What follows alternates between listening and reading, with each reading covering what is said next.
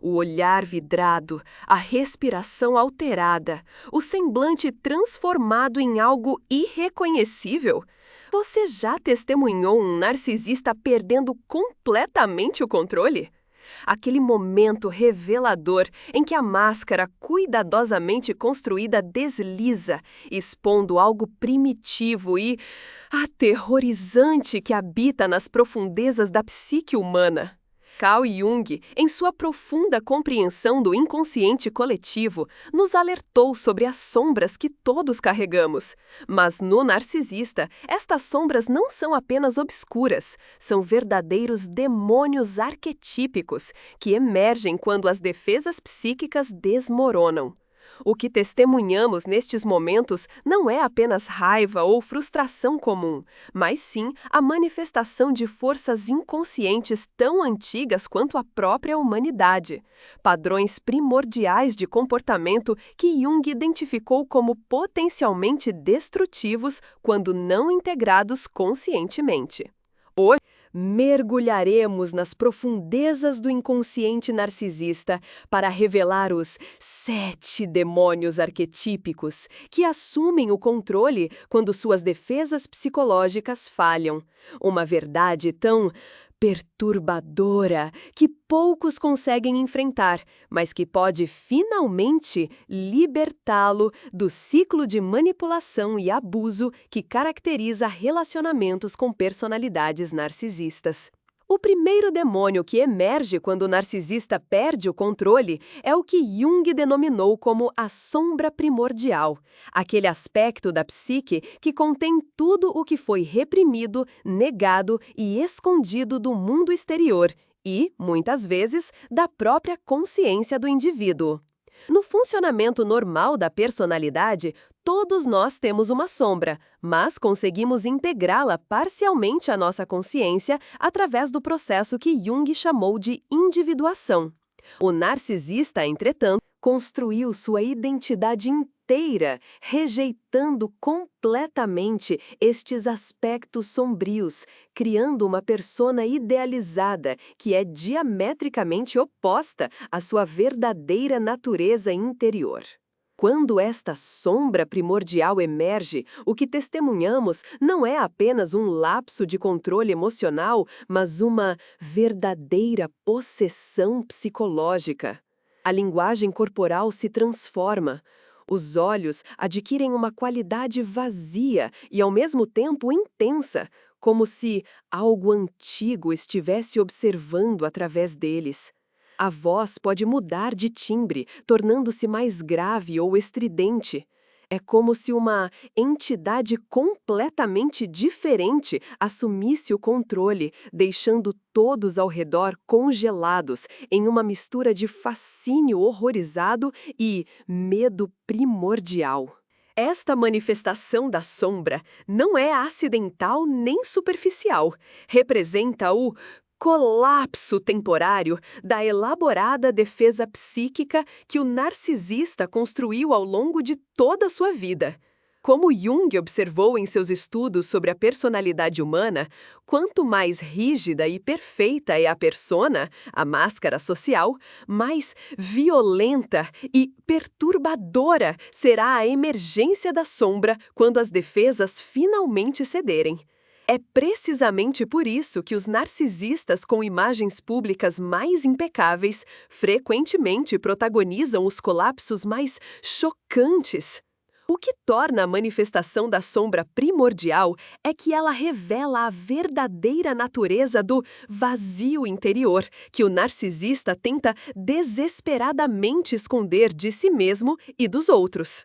Jung descreveu como certas personalidades desenvolvem uma casca externa brilhante para compensar o vazio interno, uma descrição perfeita da estrutura psíquica narcisista. Quando esta casca se rompe, o que vemos não é apenas raiva, mas um abismo existencial de autodesprezos, inseguranças e medos primordiais que o narcisista dedicou toda a sua energia psíquica a negar. As pessoas que testemunham esta emergência da sombra frequentemente relatam uma sensação de estarem na presença de algo inumano, não no sentido sobrenatural, mas no sentido de algo que parece operar fora das normas sociais e emocionais que definem nossa humanidade compartilhada. É como se todas as qualidades que associamos à conexão humana, empatia, vulnerabilidade autêntica, consideração pelo outro, fossem temporariamente suspensas, revelando um estado primitivo da psique que Jung associou aos aspectos mais antigos e menos desenvolvidos do inconsciente coletivo. O que torna este primeiro demônio particularmente perigoso é sua capacidade de destruir completamente a reputação cuidadosamente construída do narcisista em questão de minutos. Anos de manipulação da imagem pública podem desmoronar durante uma única manifestação da sombra primordial. É por isso que, após estes episódios, o narcisista frequentemente desaparece temporariamente, recuando para reconstruir sua persona antes de reemergir com explicações elaboradas, negações ou campanhas de difamação contra qualquer pessoa que tenha testemunhado sua verdadeira natureza.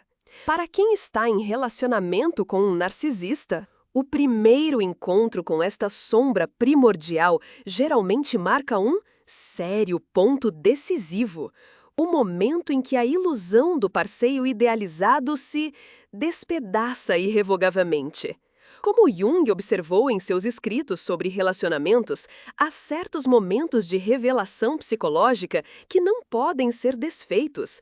Uma vez que vemos o conteúdo inconsciente manifestado, não podemos desvê-lo ou retornar ao estado anterior de inocência. É por isso que muitas pessoas descrevem estes momentos como ver o verdadeiro rosto do narcisista pela primeira vez. O mais assustador sobre esta manifestação da sombra não é apenas sua intensidade emocional, mas a sensação distinta de que o narcisista está simultaneamente fora de controle e ainda assim operando com uma espécie de inteligência predatória primitiva. É como se uma parte mais antiga do cérebro assumisse o comando, o que Jung associaria com aspectos atávicos da psique que normalmente permanecem submersos no inconsciente coletivo, mas que emergem em momentos de extremo estresse psicológico, quando as defesas do ego falham catastroficamente. O desafio para quem testemunha esta manifestação é compreender que está vendo não apenas um indivíduo descontrolado, mas a expressão de um arquétipo sombrio que existe dentro do inconsciente coletivo da humanidade, o que Jung chamaria de um aspecto do devorador, um padrão primordial de comportamento destrutivo que existe como potencialidade em todas as psiques humanas, mas que normalmente é mantido em xeque pelas estruturas sociais e pelo desenvolvimento saudável da personalidade. No narcisista, entretanto, este arquétipo encontra expressão quase pura quando as defesas psíquicas finalmente cedem sob pressão. O segundo demônio que emerge do abismo psíquico quando um narcisista perde o controle é o que podemos chamar, usando a terminologia junguiana, de raiva arquetípica, uma manifestação de fúria que transcende o meramente pessoal para atingir qualidades primordiais que Jung associava aos aspectos mais primitivos e menos diferenciados do inconsciente coletivo. Esta não é a raiva comum que todos nós experimentamos.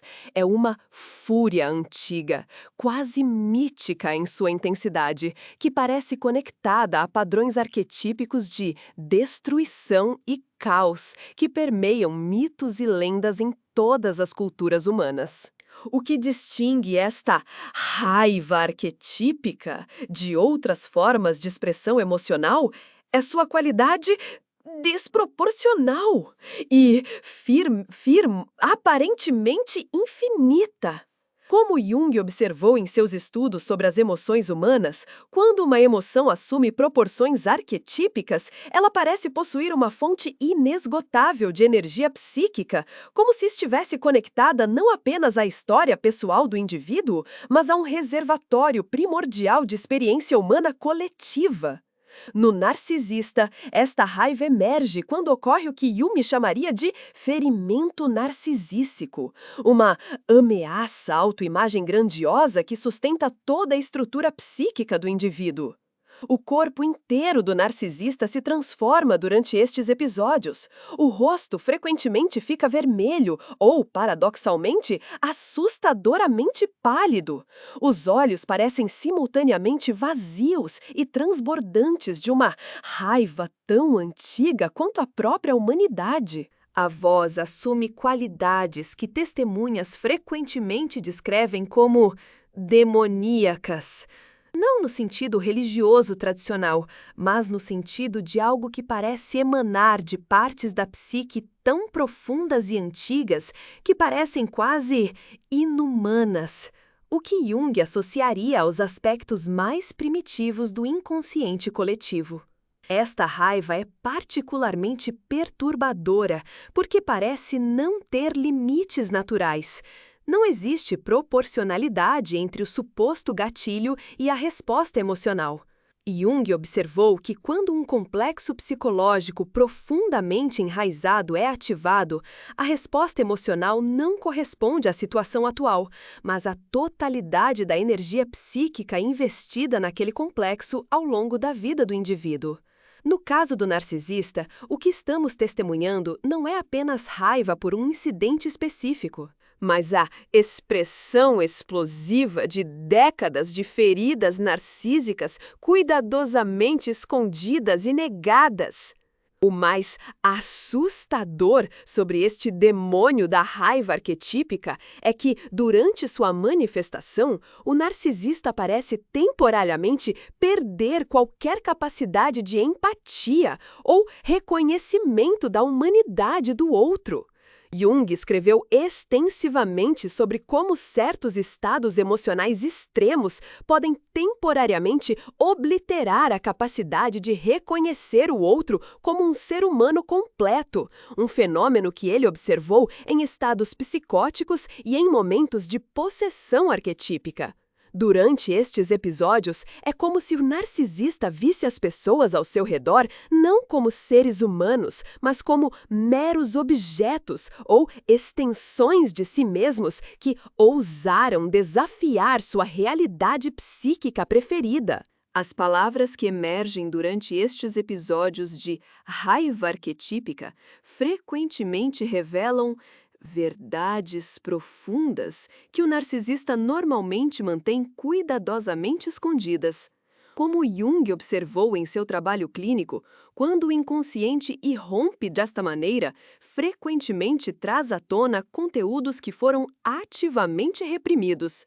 Assim, durante estes episódios de raiva, o narcisista frequentemente revela inadvertidamente sua verdadeira visão dos outros, como objetos para serem usados, como extensões narcísicas de si mesmo ou como ameaças a serem eliminadas.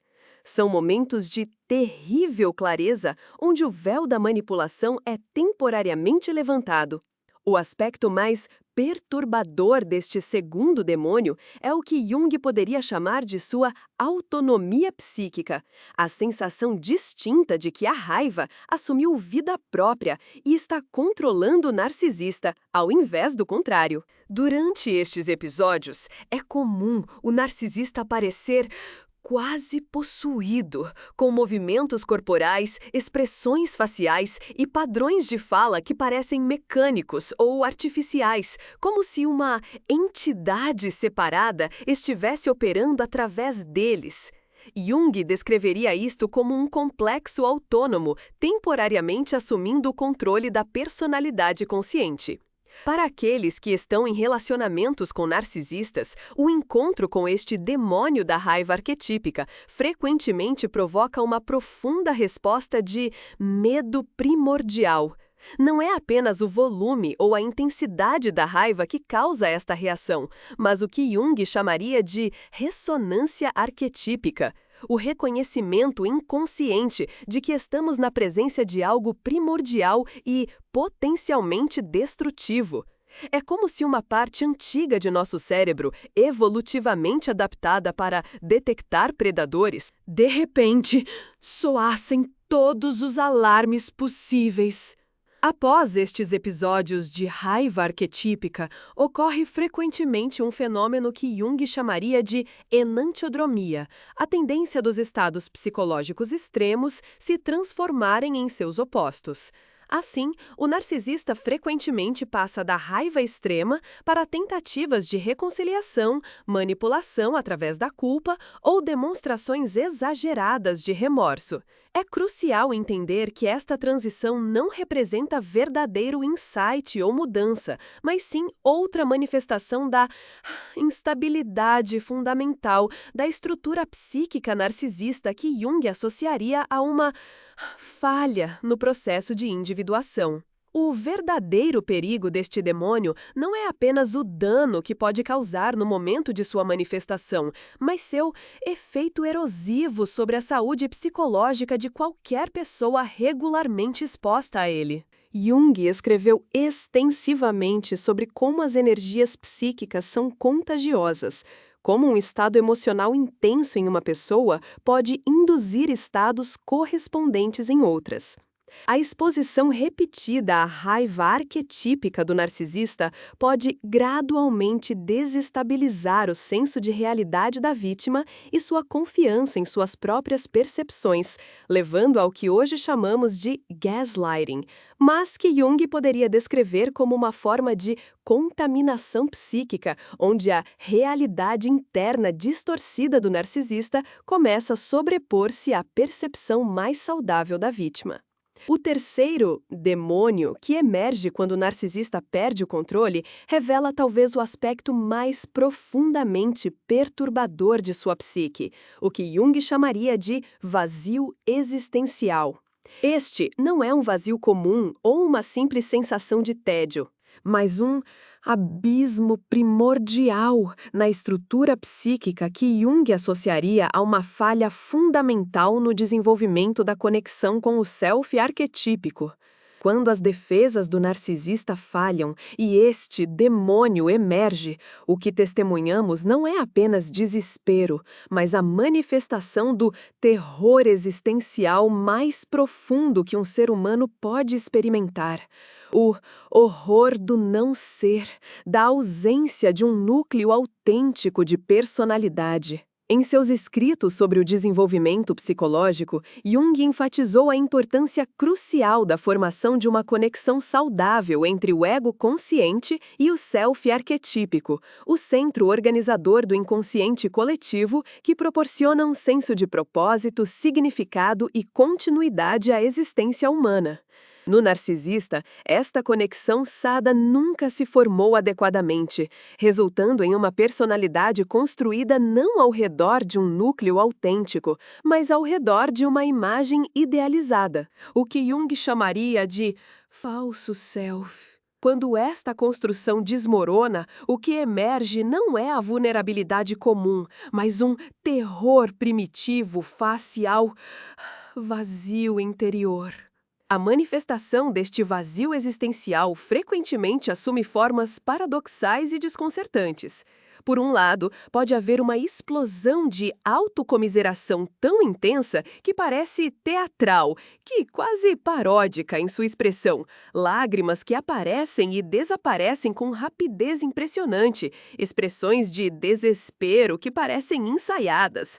Por outro lado, pode haver momentos de uma vacuidade assustadora, segundos ou minutos em que o narcisista parece completamente ausente, como se ninguém estivesse em casa por trás dos olhos.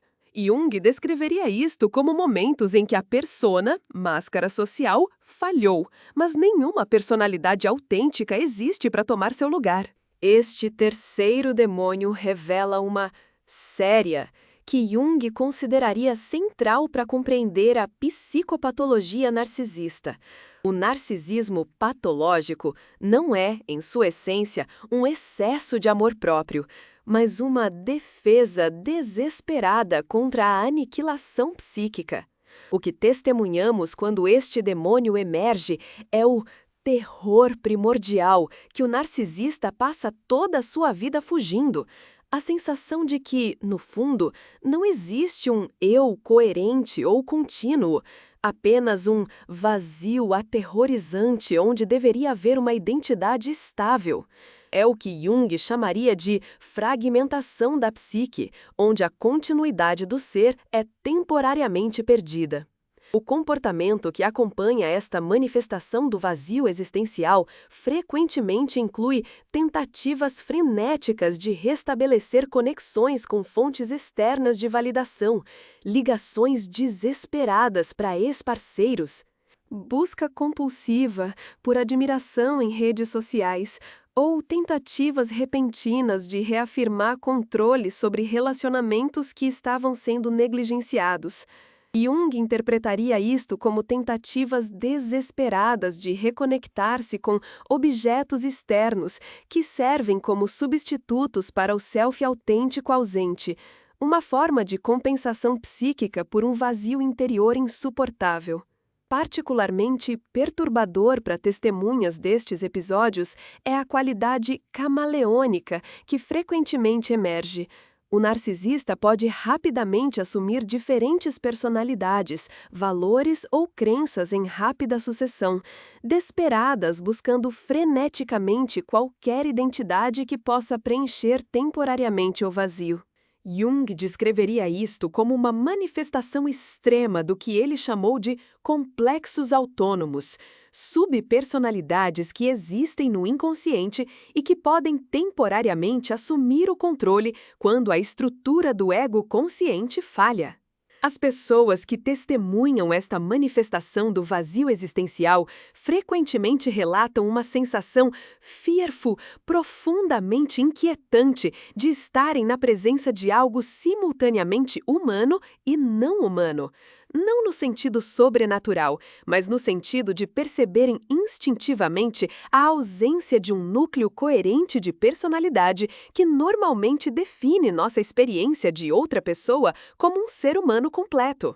Jung poderia descrever isto como um encontro com o aspecto não integrado da psique humana, onde os componentes normalmente unificados pela função integradora do self arquetípico estão fragmentados e desconectados.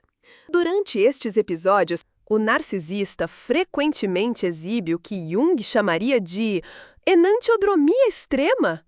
Oscilações radicais entre estados emocionais opostos, muitas vezes em questão de minutos ou até segundos. Da raiva ao desespero, da arrogância à autocomiseração, da ameaça à súplica.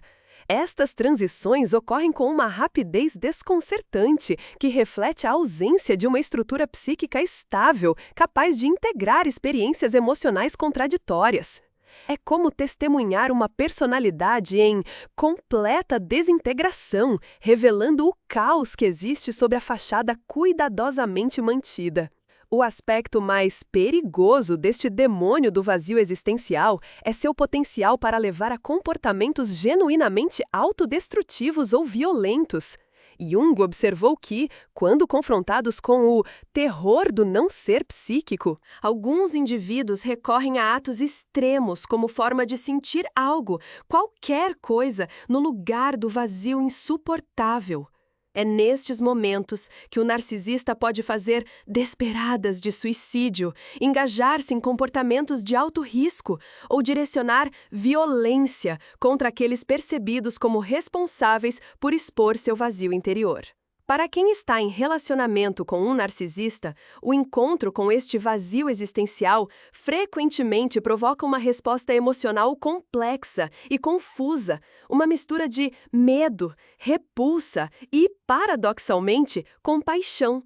Jung observaria que esta última resposta surge do reconhecimento inconsciente de um sofrimento humano profundo, mesmo que a pessoa que sofre seja incapaz de experimentá-lo de forma integrada ou autêntica. É este vislumbre momentâneo da devastação interna do narcisista que frequentemente mantém vítimas presas em relacionamentos abusivos, na esperança ilusória de curar ou preencher um vazio que, na realidade, requer transformação psíquica profunda que só pode vir de dentro. O que torna este terceiro demônio particularmente insidioso é que, após sua manifestação, o narcisista frequentemente não tem memória clara ou integrada do episódio, um fenômeno que Jung associaria à dissociação psíquica que ocorre quando conteúdos inconscientes emergem de forma avassaladora. Esta ausência de memória integrada significa que o narcisista pode genuinamente negar que o episódio ocorreu como descrito por testemunhas, contribuindo para a erosão da realidade compartilhada que caracteriza relacionamentos com personalidades narcisistas. O quarto demônio que emerge quando o narcisista perde o controle manifesta-se através do que Jung chamaria de projeção sombria, intensificada, um processo psicológico em que aspectos negados e reprimidos da própria personalidade são projetados com força avassaladora sobre os outros. Durante estes episódios, o narcisista não está simplesmente criticando ou acusando, está projetando literalmente o conteúdo mais tóxico de sua própria sombra, criando o que Jung descreveria como uma realidade psíquica distorcida, onde os outros se tornam repositórios de tudo o que o narcisista não pode aceitar em si mesmo. O que testemunhamos é uma verdadeira alucinação psicológica. O narcisista parece literalmente ver no outro as qualidades que está projetando, com uma convicção tão absoluta que desafia qualquer evidência contrária. Jung descreveria isto como um momento em que a fronteira entre realidade interna e externa temporariamente colapsa, criando uma experiência quase psicótica, onde a projeção é vivenciada como percepção direta, não como interpretação. O conteúdo destas projeções frequentemente revela com clareza perturbadora os aspectos mais sombrios da psique do próprio narcisista. Acusações de manipulação, desonestidade, egoísmo extremo, frieza emocional, exploração. O narcisista atribui aos outros precisamente as qualidades que definem sua própria relação com o mundo, mas que não pode reconhecer conscientemente sem desmantelar toda sua estrutura psíquica. Como Jung observou, a sombra não projetada contém nossos aspectos mais destrutivos e primitivos, mas também a verdade sobre quem realmente somos por trás das máscaras sociais. Particularmente perturbador neste demônio da projeção sombria é a maneira como o narcisista parece temporariamente perder qualquer capacidade de distinguir entre sua realidade interna e a realidade objetiva compartilhada.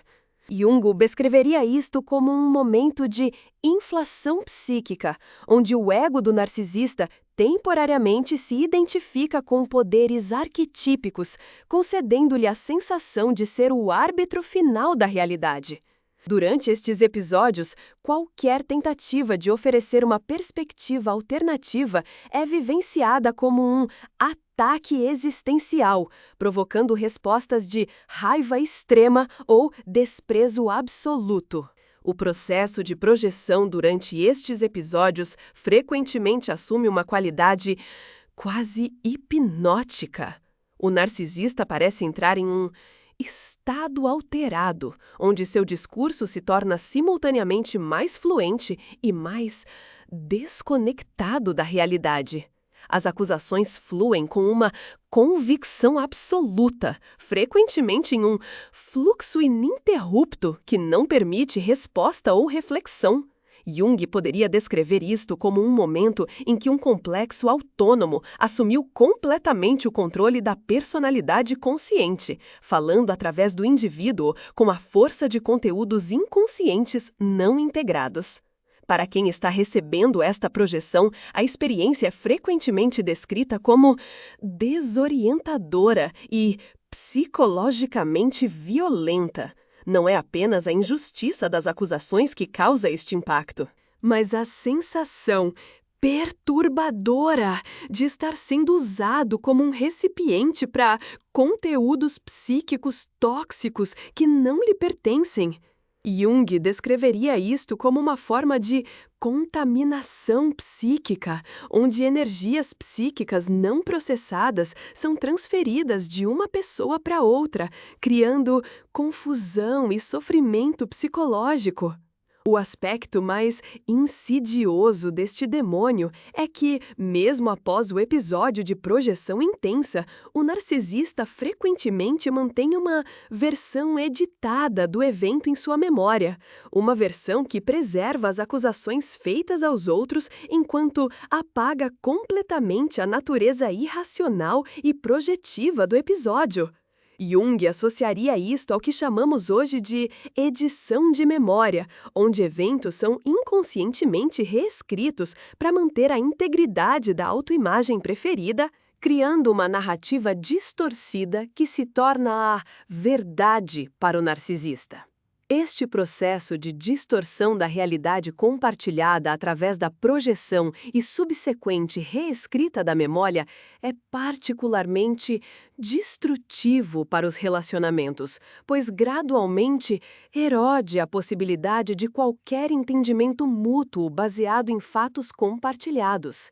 Jung observaria que este fenômeno cria uma situação onde a vítima do narcisista eventualmente começa a questionar suas próprias percepções e memórias, o fenômeno que hoje chamamos de gaslighting, mas que Jung poderia descrever como uma forma de agressão psicológica que ataca a própria base da identidade e sanidade do outro. Durante estes episódios de projeção sombria intensa, o narcisista frequentemente exibe o que Jung chamaria de possessão por um arquétipo negativo. Parece temporariamente transformado em uma personificação da acusação, julgamento e condenação. O rosto pode assumir uma qualidade quase teatral em sua expressão de desprezo ou indignação, como se uma figura arquetípica de juiz ou inquisidor estivesse momentaneamente incorporada através deles. Esta transformação física é frequentemente o que mais perturba testemunhas, que relatam a sensação de estarem na presença de algo além da personalidade normal do indivíduo. O poder persuasivo do narcisista durante estes momentos de projeção intensa não deve ser subestimado. Jung observaria que, quando falamos a partir de complexos inconscientes ativados, frequentemente exibimos uma convicção e eloquência que pode facilmente influenciar os outros, e especialmente aqueles já emocionalmente conectados a nós. É por isso que, durante estes episódios, o narcisista frequentemente consegue criar realidades consensuais distorcidas, onde outros na família ou grupo social começam a aceitar suas projeções como verdade sobre a pessoa-alvo. Para se proteger deste demônio da projeção sombria, Jung recomendaria o que chamou de higiene psicológica, a prática constante de distinguir entre o que nos pertence psiquicamente e o que está sendo projetado sobre nós. Esta distinção, entretanto, torna-se cada vez mais nervosa quanto mais tempo se passa em relacionamento íntimo com um narcisista, pois a barreira psicológica entre self e outro gradualmente se erode sob o constante assalto de projeções distorcidas, levando a um estado de confusão e dúvida que Jung associaria a uma forma de ferimento da alma. O quinto demônio que emerge quando o narcisista perde o controle, paradoxalmente, manifesta-se como uma intensificação extrema da necessidade de controle, o que Jung poderia chamar de possessão pelo arquétipo do controlador ou dominador. É como se, ao sentir o colapso interno de suas defesas psíquicas, o narcisista respondesse com uma tentativa frenética de fortificar seu controle externo. A manifestação deste demônio do controle arquetípico frequentemente assume formas extremas e bizarras que desconcertam testemunhas. O narcisista pode repentinamente impor regras arbitrárias e absurdas, exigir lealdade através de juramentos ou declarações públicas, ou criar testes elaborados para provar a submissão dos outros.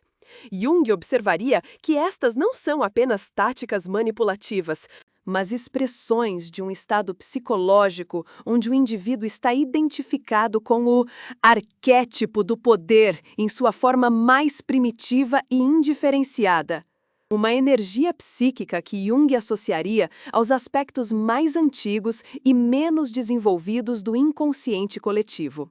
Particularmente perturbador nestes episódios é a qualidade ritualística que frequentemente emerge no comportamento do narcisista.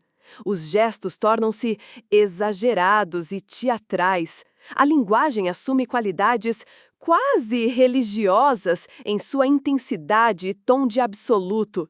Exigências de conformidade são apresentadas com uma gravidade desproporcional, como se o destino do universo dependesse da completa submissão dos outros. Jung descreveria isto como uma manifestação do que ele chamou de inflação psíquica, um estado onde o ego se identifica com conteúdos arquetípicos, temporariamente experimentando-se como possuidor de poder e significância sobre-humanos. Durante estes episódios de controle arquetípico intensificado, o narcisista frequentemente exibe uma incapacidade quase completa de reconhecer a autonomia ou realidade separada dos outros. Jung associaria isto a uma falha fundamental no desenvolvimento da função psicológica, que permite reconhecer o outro como um ser separado e completo, o que ele chamaria de falha na diferenciação entre self e objeto. As pessoas no ambiente do narcisista são temporariamente reduzidas a meras extensões de sua própria psique, objetos a serem controlados, ao invés de sujeitos com vontade e experiência próprias. O corpo do narcisista frequentemente reflete esta possessão pelo arquétipo do controlador. A postura torna-se rígida e dominante. O olhar assume uma qualidade penetrante e implacável. A voz adquire um tom de comando absoluto que não admite questionamento. Jung observaria que estas manifestações físicas não são apenas expressões emocionais, mas sinais de uma transformação temporária da personalidade consciente sob a influência de forças arquetípicas. O corpo literalmente encarna o arquétipo que assumiu o controle da psique. Para quem está sujeito a este demônio do controle arquetípico, a experiência é frequentemente descrita como sufocante e claustrofóbica, como estar preso em uma realidade alternativa onde as regras normais de interação humana foram suspensas e substituídas por um regime totalitário microcósmico. Jung poderia descrever isto como uma experiência de contágio arquetípico, onde a psique dominada pelo arquétipo tenta impor sua realidade distorcida sobre todos ao seu redor, criando um campo psicológico que puxa os outros para dentro de sua órbita distorcida. Particularmente perigoso neste demônio é sua capacidade de justificar comportamentos extremamente abusivos sobre o pretexto de proteção, amor ou necessidade. O narcisista possuído pelo controlador arquetípico frequentemente enquadra suas ações mais coercitivas e invasivas como expressões de cuidado ou responsabilidade necessária. Jung observaria que esta é uma característica comum de estados inflacionados da psique, a capacidade de racionalizar ações destrutivas, atribuindo-lhes motivações nobres ou necessárias, criando uma inversão moral, onde o abuso é redefinido como virtude. Um aspecto frequentemente observado deste demônio é a maneira como o narcisista parece obter prazer quase sexual do exercício de poder durante estes episódios. Há frequentemente uma qualidade estática nas expressões faciais e corporais durante momentos de controle extremo sobre outros. Um fenômeno que Jung associaria à libido, energia psíquica, encontrando expressão através de canais de dominação quando bloqueada em seu desenvolvimento normal em direção à integração psíquica saudável e relacionamentos recíprocos. As estratégias empregadas pelo narcisista durante estes episódios frequentemente incluem o que Jung chamaria de dissociação forçada, táticas que deliberadamente criam estados de confusão, sobrecarga sensorial, privação de sono ou exaustão emocional que dificultam a capacidade das vítimas de manter fronteiras psicológicas claras ou resistência à manipulação. É como se o narcisista instintivamente compreendesse que mentes cansadas e sobrecarregadas são mais facilmente dominadas e moldadas conforme sua vontade.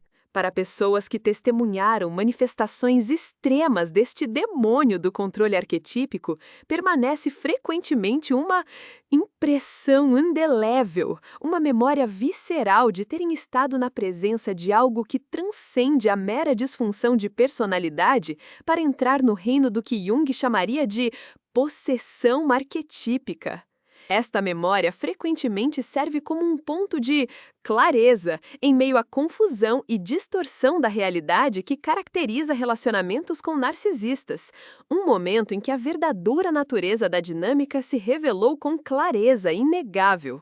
O aspecto mais insidioso deste demônio é que, após estes episódios extremos, o narcisista frequentemente retorna a formas mais sutis e socialmente aceitáveis de controle, criando um contraste que faz as vítimas questionarem suas memórias dos momentos mais extremos. Jung descreveria isto como uma técnica manipulativa, onde a alternância entre estados extremos e moderados gradualmente erode a capacidade da vítima de definir e manter limites saudáveis, criando uma forma de condicionamento psicológico onde a normalidade é redefinida para acomodar firmes níveis cada vez maiores de controle e abuso. O sexto, demônio, que emerge quando o narcisista perde o controle, manifesta o que Jung poderia chamar de inveja primordial. Não uma simples emoção de cobiça pelo que o outro possui, mas uma força psíquica devastadora enraizada nas camadas mais profundas do inconsciente.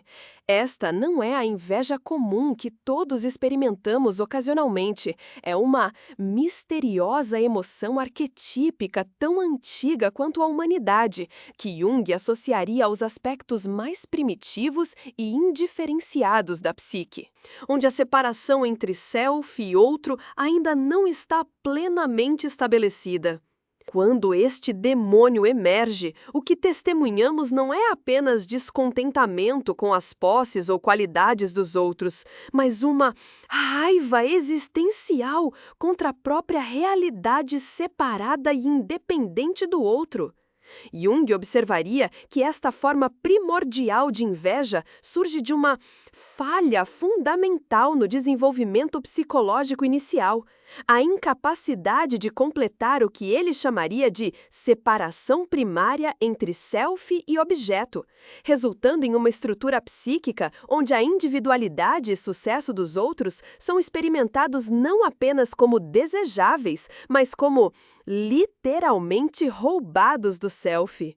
A manifestação física desta inveja primordial é frequentemente chocante em sua intensidade. O rosto do narcisista pode contorcer-se em expressões de ódio tão visceral que testemunhas frequentemente relatam sentir-se na presença de algo inumano. Os olhos, em particular, assumem uma qualidade que muitos descrevem como venenosa. Um olhar que parece literalmente querer destruir o objeto de inveja. Jung associaria esta transformação física a um momento em que um arquétipo negativo, talvez o que ele chamaria de devorador ou destruidor, assume temporariamente o controle da personalidade consciente. O discurso durante estes episódios frequentemente revela a verdadeira natureza da relação do narcisista com os outros, não como seres independentes cujo sucesso pode ser celebrado, mas como extensões narcísicas, cujas conquistas são experimentadas como uma forma de traição ou ataque. Frases como "Você acha que é melhor que eu? Você está tentando me humilhar?" Ou acusações de exibicionismo dirigidas a pessoas simplesmente compartilhando suas alegrias revelam a incapacidade fundamental de experimentar o outro como um ser separado, com direito à sua própria felicidade e realização. Particularmente perturbador nestes episódios é o que Jung chamaria de impulso redutor, a compulsão psicológica de diminuir, desvalorizar ou destruir aquilo que não se pode possuir ou ser. O narcisista possuído pela inveja primordial não pode simplesmente reconhecer o valor ou realização do outro, deve ativamente atacá-lo, desvalorizá-lo ou redefini-lo como sem importância ou fraudulento. Jung observaria que este comportamento revela uma estrutura psíquica onde o reconhecimento da superioridade ou mesmo da igualdade do outro em qualquer domínio é experimentado como uma ameaça existencial à própria identidade. A intensidade desta inveja frequentemente assume proporções míticas que desconcertam observadores racionais.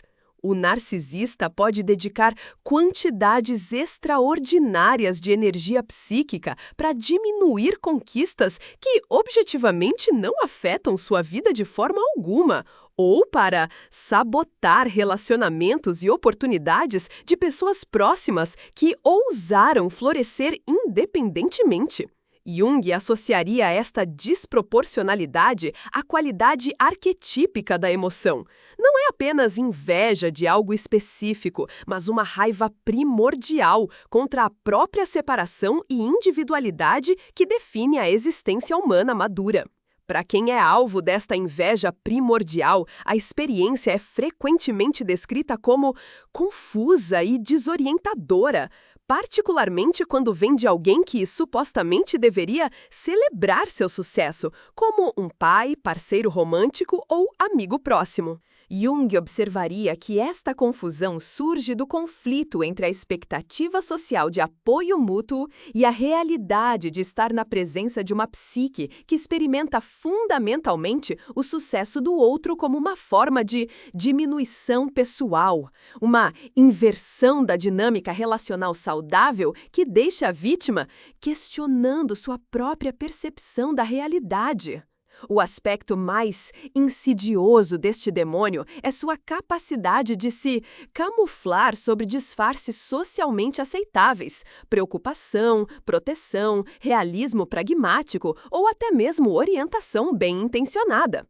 O narcisista raramente admitirá, mesmo para si mesmo, a inveja devoradora que motiva seu comportamento, criando, em vez disso, elaboradas racionalizações para explicar por que está simplesmente sendo realista ao apontar todos os problemas potenciais na conquista do outro. Ou porque está sendo protetor ao desencorajar sonhos e ambições. Jung descreveria isto como um processo de auto-engano, onde a consciência cria narrativas aceitáveis para mascarar motivações inconscientes inaceitáveis. Particularmente doloroso para as vítimas é o desgostoso padrão de apoio condicional que frequentemente acompanha este demônio. O narcisista pode oferecer entusiasmo e suporte para iniciativas do outro apenas enquanto estas permanecem não ameaçadoras ou claramente inferiores às suas próprias realizações. No momento em que o outro começa a brilhar de forma independente, este suporte transforma-se rapidamente em sabotagem ativa ou passiva. Jung observaria que este padrão revela a natureza fundamentalmente narcísica da relação. O outro é valorizado apenas como uma extensão ou reflexo do self, nunca como um ser verdadeiramente separado e autônomo. As táticas empregadas pelo narcisista, possuído pela inveja primordial, frequentemente incluem o que hoje chamamos de moving the goalposts. Um processo onde conquistas são sistematicamente desvalorizadas através da constante redefinição dos critérios de sucesso. Jung poderia descrever isto como uma defesa psicológica, onde a realidade externa deve ser constantemente distorcida para proteger a autoimagem grandiosa do narcisista contra a ameaça representada pelo sucesso dos outros. O dano psicológico causado pela exposição prolongada a este demônio não deve ser subestimado. Vítimas frequentemente desenvolvem o que Jung chamaria de complexos negativos em torno de suas próprias capacidades e direito ao sucesso. Formações psíquicas inconscientes que sabotam seu potencial mesmo após terem se afastado do narcisista. É como se a inveja devoradora do narcisista fosse internalizada, criando um sensor interno que continua seu trabalho destrutivo, mesmo na ausência do agressor original. Um fenômeno que Jung reconheceria como a internalização de uma dinâmica relacional tóxica. O sétimo e último misterioso, que emerge quando o narcisista perde completamente o controle, manifesta o que Jung chamaria de fragmentação psíquica. Não apenas uma desorganização temporária da personalidade, mas um colapso catastrófico das estruturas que normalmente mantêm a continuidade da identidade. Este não é o tipo comum de confusão ou inconsistência que todos experimentamos ocasionalmente, mas uma dissolução fundamental da coerência psíquica que Jung associaria a fragmentação psicóticas temporários, onde as fronteiras entre diferentes complexos da personalidade temporariamente desaparecem. Durante estes episódios de fragmentação psíquica, o narcisista pode exibir o que testemunhas frequentemente descrevem como mudanças de personalidade tão estranhas, que parecem ser pessoas completamente diferentes emergindo em rápida sucessão. Jung interpretaria isto como um momento em que os complexos autônomos, que normalmente são mantidos em relativa integração pela estrutura do ego consciente, subitamente emergem sem coordenação ou hierarquia, cada um temporariamente assumindo o controle completo da consciência antes de ser substituído por outro igualmente autônomo e desconectado.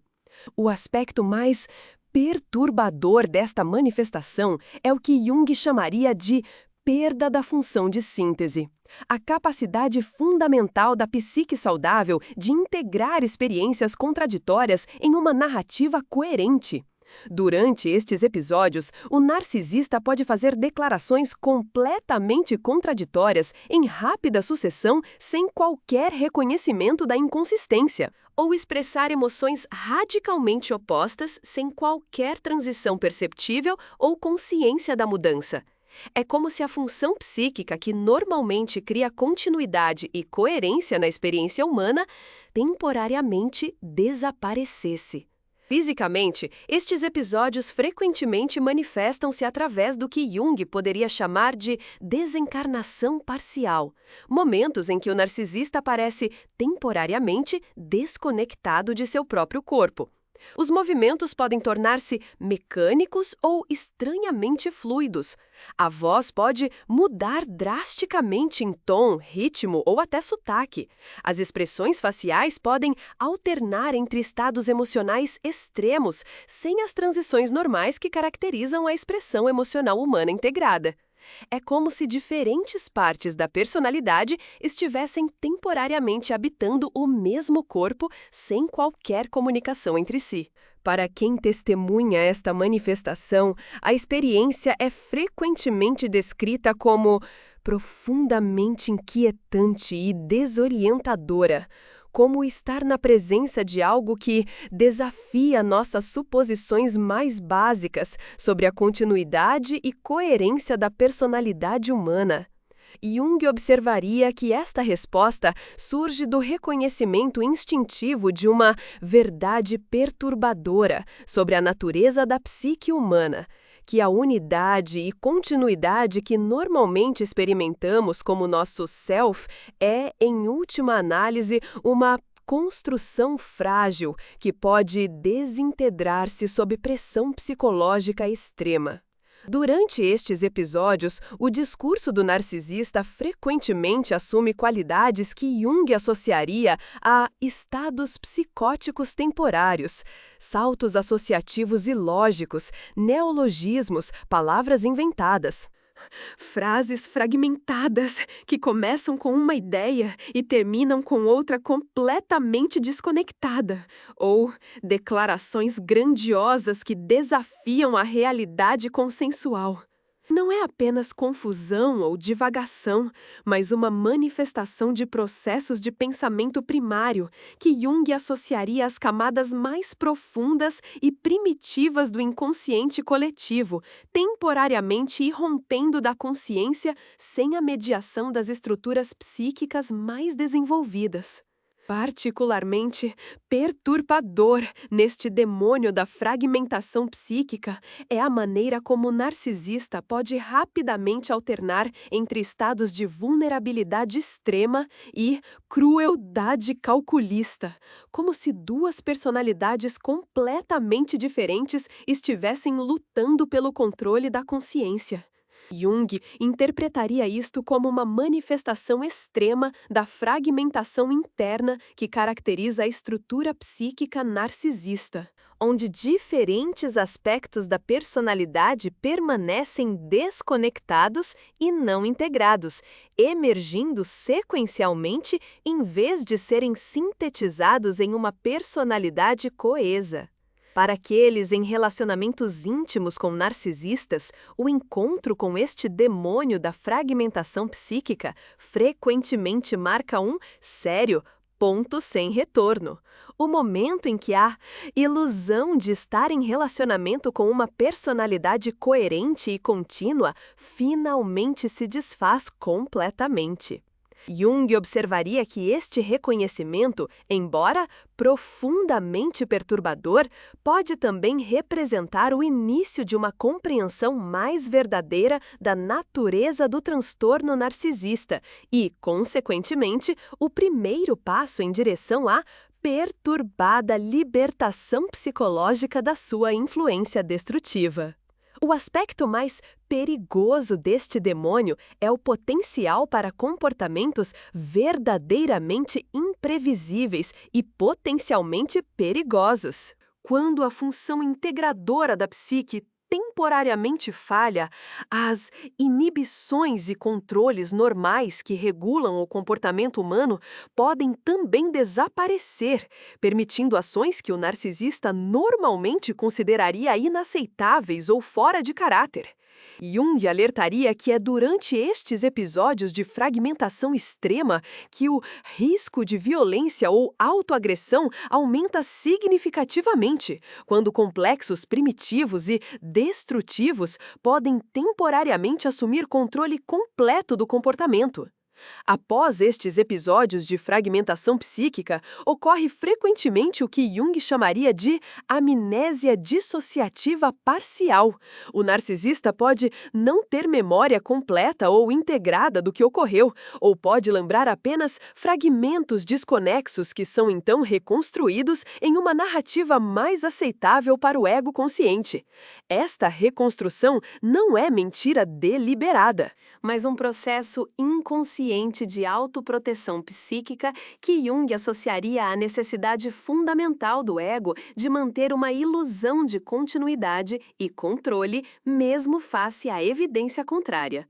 Para aqueles que testemunharam este sétimo demônio em sua manifestação completa, permanece frequentemente um conhecimento que não pode ser desaprendido. A compreensão visceral de que por trás da fachada cuidadosamente construída do narcisista existe não um self autêntico e coerente, mas uma multiplicidade fragmentada de subpersonalidades desconectadas, unidas apenas pela fineste de fios. Jung observaria que este conhecimento, embora doloroso, oferece uma clareza libertadora que pode finalmente permitir o distanciamento emocional necessário para escapar da influência destrutiva do narcisista.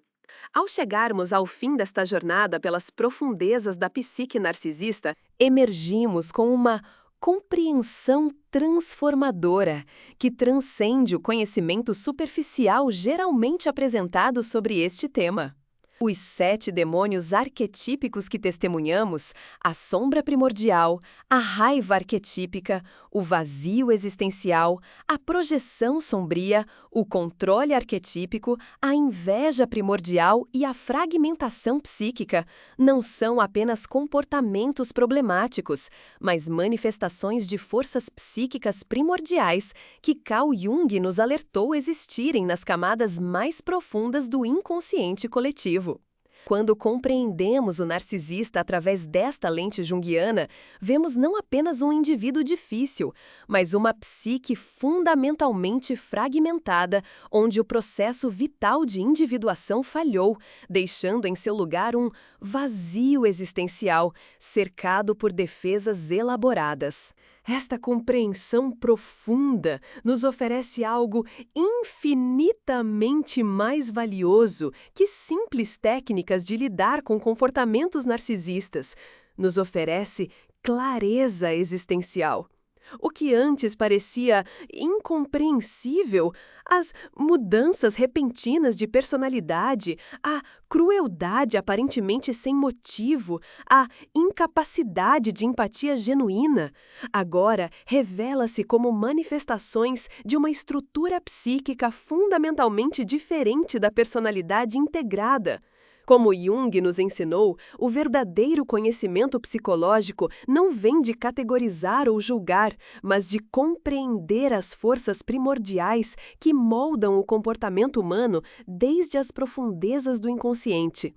Esta compreensão não diminui o sofrimento causado pelo abuso narcisista, mas ilumina sua origem, permitindo-nos responder não a partir da confusão e desespero, mas a partir da clareza e compaixão informada. O insight mais libertador que emergiu de nossa exploração é a compreensão de que o comportamento do narcisista nunca foi realmente sobre você. Foi sempre sobre o vazio interior insuportável que eles carregam e as defesas desesperadas construídas contra ele. Jung nos mostrou que a projeção é um mecanismo pelo qual atribuímos aos outros aquilo que não podemos aceitar em nós mesmos.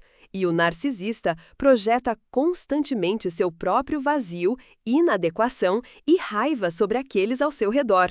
Reconhecer isto não é desculpar o comportamento abusivo, mas libertar-se da ilusão de que, de alguma forma, você causou ou mereceu este tratamento.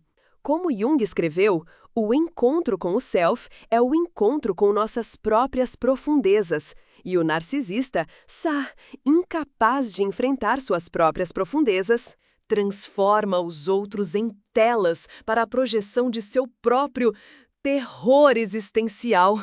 Se você reconheceu estes demônios arquetípicos em alguém em sua vida, lembre-se que o primeiro passo na jornada junguiana em direção à individuação é o reconhecimento consciente das realidades psíquicas que moldam nossa existência. Você não pode curar o narcisista. Esta transformação só poderia vir através de um profundo trabalho interno que eles raramente estão dispostos a empreender. Mas você pode curar sua própria resposta ao abuso narcisista.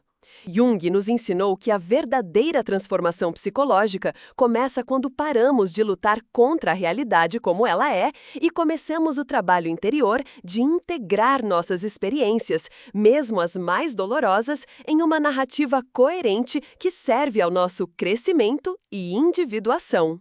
Ao encerrarmos, lembre-se das palavras de Jung. Não é o sofrimento em si que nos transforma, mas a consciência que trazemos a ele. A consciência que você agora possui sobre a verdadeira natureza do narcisismo patológico é uma, calma, ferramenta poderosa em sua, calma, jornada de cura. Use este conhecimento não para ruminar sobre o passado ou alimentar ressentimentos, mas para iluminar seu caminho adiante. Um caminho que, como Jung nos mostrou, leva sempre em direção à integração, autenticidade e, finalmente, à liberdade psicológica que vem de viver em harmonia com sua própria verdade.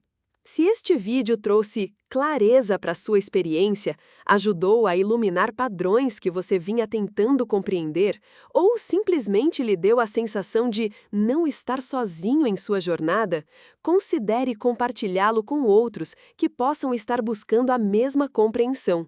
Como Jung nos ensinou, o processo de cura individual sempre está conectado ao processo de cura coletiva. Cada pessoa que desperta para a verdadeira natureza das dinâmicas tóxicas contribui para a elevação da consciência coletiva. Deixe seu comentário compartilhando qual dos 7 demônios você reconheceu mais claramente em sua própria experiência. Inscreva-se para mais conteúdos que iluminam os padrões ocultos dos relacionamentos humanos. E lembre-se que, nas palavras de Jung, sua visão se tornará clara apenas quando você puder olhar para dentro de seu coração. Quem olha para fora, sonha. Quem olha para dentro, desperta.